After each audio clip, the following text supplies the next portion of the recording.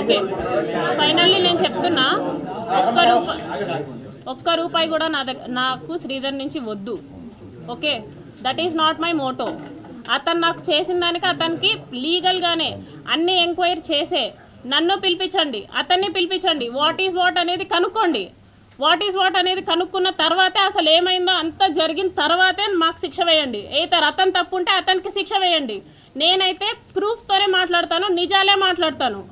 ఎందుకంటే బాధించబడింది నేను, మీరెవరు కాదు. మీ అందరికీ కామెడీగా ఉండొచ్చు, కానీ బాధించబడింది నేను. లీగల్ గానే ఎన్ని ఎంక్వైరీలు అయినా జరగనివ్వండి, ఎంత రాజకీయమైన దీంట్లో ఇన్వాల్వ్ అవ్వనివ్వండి, కానీ అతడు ఒక అబ్బాయి, నేను ఒక అమ్మాయిని, నేను బాధించబడ్డాను, నేను పోరాడతాను.